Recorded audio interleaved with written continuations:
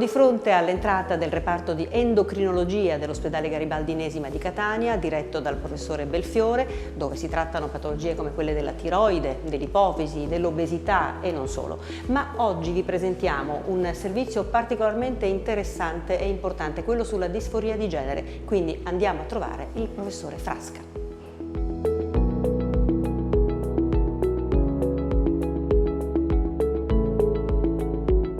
Eccoci infatti all'interno del reparto di endocrinologia dell'ospedale Garibaldi Inesima di Catania per parlare oggi di un servizio particolarmente importante, interessante, di cui è responsabile il professore Francesco Frasca, che è il servizio sulla disforia di genere. Intanto spieghiamo che cos'è, chi riguarda e come svolgete appunto questo servizio, questo percorso. Sì, allora la disforia di genere è un disturbo che possiamo definire tale dell'identità sessuale, in termine che il soggetto non si riconosce nel suo corpo con i suoi attributi sessuali e questo determina uno stato di disagio, per questo disforia, anche di disagio al suo interno, disagio psicologico, disagio di identità, disagio nel rapportarsi con gli altri. Cioè essere nato uomo ma sentirsi donna o viceversa. O anche non capire a quale genere esatto si appartiene. È abbastanza. E la cosa importante è che questo disagio spesso nasce in maniera abbastanza precoce, anche già nell'adolescenza. E quindi il soggetto si trova in uno stato di assoluto disagio e questo disagio, da questo stato così di squilibrio, poi passa verso la richiesta di voler cambiare sesso. Per cui è un percorso abbastanza difficile, perché si deve intanto capire a cosa c'è alla base di questo disturbo e se c'è un disturbo organico, se c'è un disturbo psicologico, se è realmente un desiderio di cambiare sesso. Quindi voi come operate? Noi operiamo in questo senso. Il paziente cosiddetto arriva alla nostra struttura con questo tipo di richiesta, di voler cambiare sesso o voler capirne di più.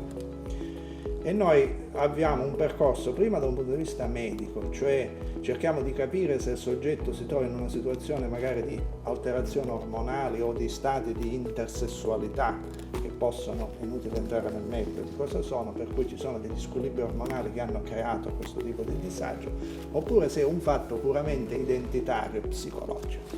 Esclusa la parte organica della malattia, degli ormoni, noi lo avviamo allo psicologo.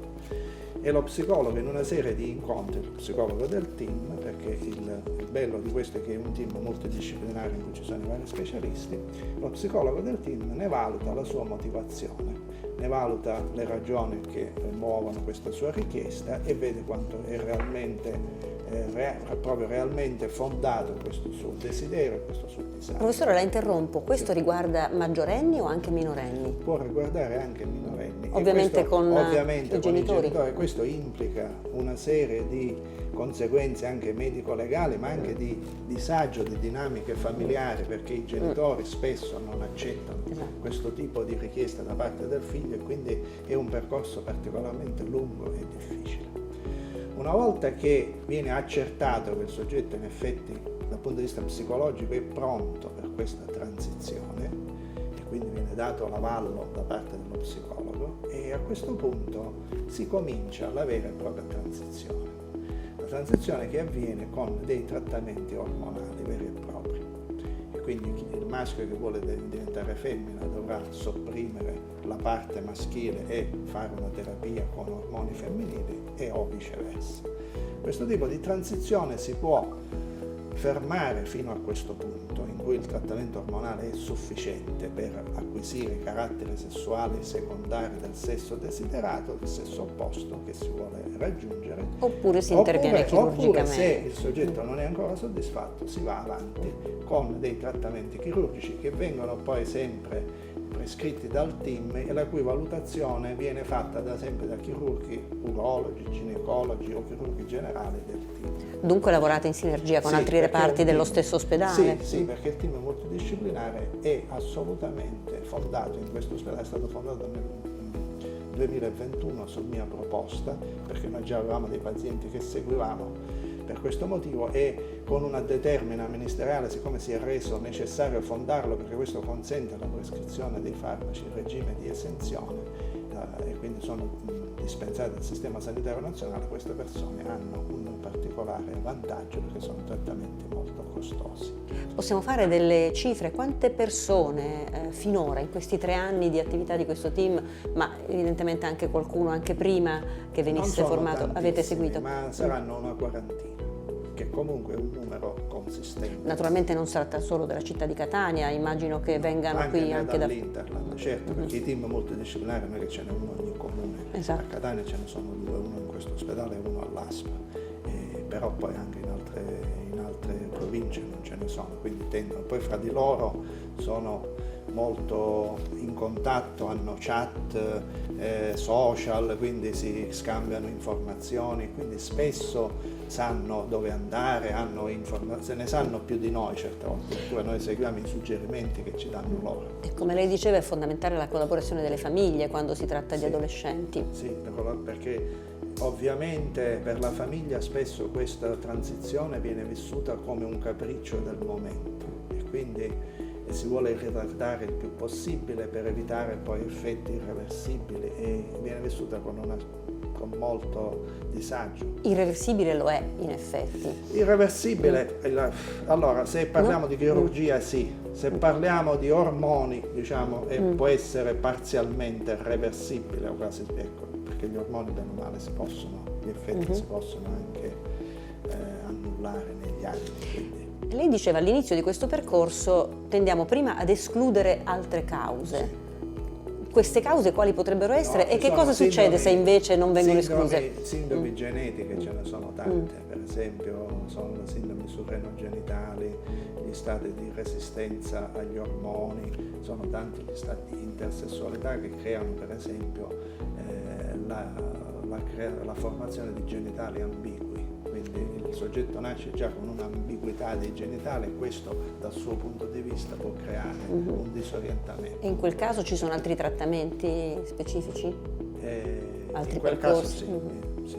Non è raro però per esempio che soggetti che abbiano queste condizioni poi desiderino assecondare ciò che la natura ha iniziato e quindi se c'è una mascolinizzazione il soggetto femmina vuole diventare completamente maschio e viceversa. E quindi voi appunto aiutate in questo percorso. Sì, aiutiamo sia dal punto di vista medico, sia dal punto di vista psicologico, sia dal punto di vista del supporto, anche perché queste terapie sono terapie costose ma anche al tempo stesso onerose dal punto di vista proprio della salute perché bisogna i dosaggi, stare attenti, seguire i potenziali effetti collaterali.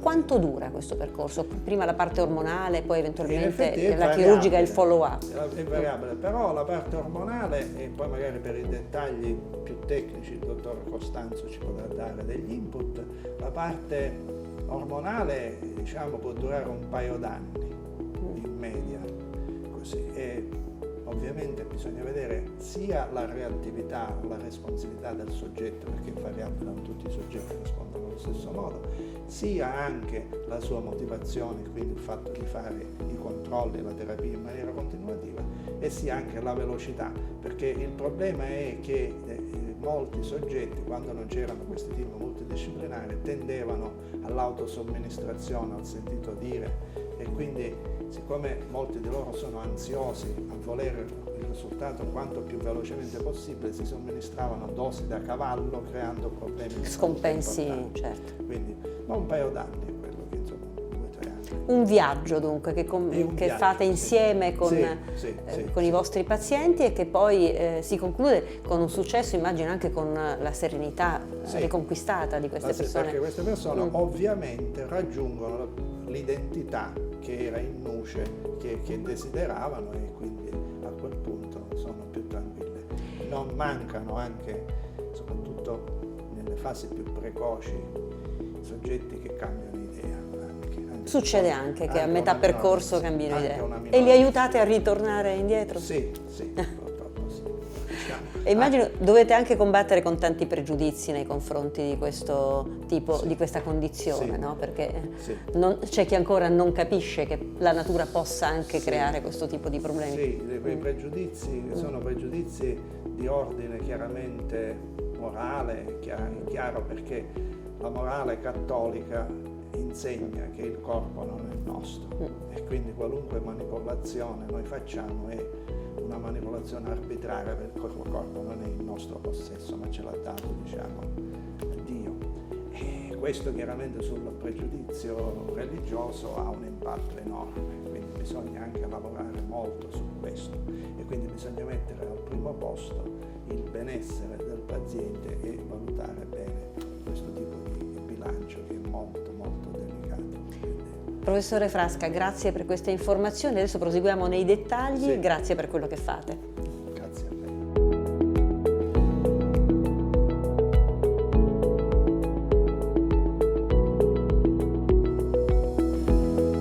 Come abbiamo detto, entriamo nei dettagli di questo percorso con il dottor Gabriele Costanzo, medico interno, fa parte di questo staff che si occupa della disforia di genere. Come avviene esattamente il percorso? Quali tappe? La prima visita, per esempio, che cos'è? In che consiste? La prima visita è un momento di, alle volte anche scontro, se magari, come dire, la persona arriva con una certa idea del percorso che magari non è quella che in realtà effettivamente è.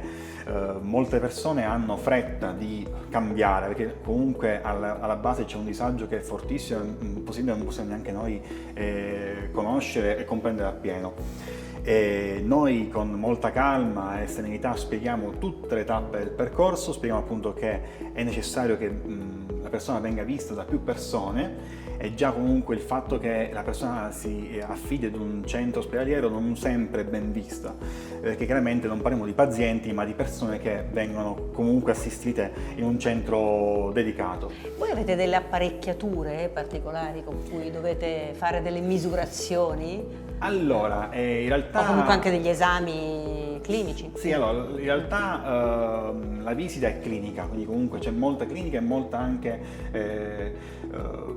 psicologia, in quanto noi non siamo chiaramente psicologi, ci affidiamo ad una psicologa che fa parte del team, ma da endocrinologo occorre anche guardare l'aspetto psicologico, anche psicosessuale della persona. E quindi è più un colloquio quello con la persona. È chiaro che da endocrinologo chiediamo sempre degli esami ormonali che per escludere appunto patologie diciamo anche parallele, non per forza correlate appunto alla condizione, e che in qualche modo potrebbero in alcuni casi anche controindicare il trattamento. Generalmente parliamo di persone giovani, anche se in realtà nel nostro centro abbiamo persone anche over 60, però nella maggior parte parliamo di persone giovani in cui di fatto, a parte rari casi, grandi problematiche di salute non ci sono, e quindi partiamo generalmente sereni. Ripeto, è un colloquio il nostro in cui spieghiamo inizialmente come procede appunto il percorso. Loro hanno molta fretta e molta frustrazione alla base, ovviamente. La terapia ormonale è una terapia molto lenta a dare i suoi effetti e non raramente appunto le persone, quando non si instaura quell'alleanza terapeutica, alle volte appunto cercano di fare un po' il fai da te. Però questo noi cerchiamo di evitarlo, cercando appunto di sistemare appunto i controlli in tempi ragionevoli. Devono affidarsi a voi. Anche perché purtroppo il fai da te non ha mai portato a benefici, anzi. Sono anche cose delicatissime, esatto. Gli ormoni, non si può giocare con... E quindi loro sapranno che lentamente il corpo cambierà, lentamente appunto ci saranno delle modifiche in parte reversibili, in parte meno reversibili. Ogni quanto tempo devono venire da voi? Cioè che tappe prevede? Anche per capire, perché magari gente che è interessata, che non vive magari a Catania, potrebbe... Allora, il primo anno è cruciale chiaramente, il primo anno e mezzo è cruciale, quindi lì noi organizziamo i controlli almeno ogni 3 mesi, in cui diamo anche l'opportunità di fare un controllo combinato con la psicologa che permette appunto di sostenere appunto questo cambiamento, che è sia chiaramente fisico ma anche mentale. Quindi la persona che viene per quella motivazione e poi si deve cambiare, chiaramente questo già di per sé, il cambiamento è un trauma tra virgolette, quindi comunque deve essere sostenuto anche dal punto di vista psicologico. Quando poi si arriva, se si arriva all'intervento chirurgico, se si vuole andare fino in fondo, la persona praticamente cambia reparto, ma sempre assistita da voi? No, sempre con noi, con noi. L'intervento chirurgico non è necessario, non è obbligatorio, a differenza di quanto avveniva magari alcuni anni fa, in cui era necessario per il cambio anagrafico, cosa invece oggi non è più necessario. Quindi non tutti sono obbligati a andare dal chirurgo. È chiaro che certi interventi sono fortemente raccomandati, più che altro per un discorso legato alla terapia ormonale stessa, quindi anche interventi di isterectomia, interventi appunto per appunto la rimozione delle gonadi, in alcuni casi vengono fortemente raccomandati per un discorso legato al trattamento ormonale in sé, che comunque porterebbe potenzialmente dei problemi nel tempo. Però la persona viene seguita da prima del trattamento a dopo il trattamento, prima della chirurgia e dopo l'eventuale chirurgia, quindi comunque da un punto di vista ormonale e di salute generale viene seguita sotto ogni punto di vista. Noi vi ringraziamo e ci fa piacere avere portato a conoscenza di tutti l'esistenza e l'attività di questo servizio particolare sulla disforia di genere, che è un servizio del reparto di endocrinologia dell'ospedale Garibaldi Inesima di Catania. Grazie dottor Costanzo. Grazie a voi.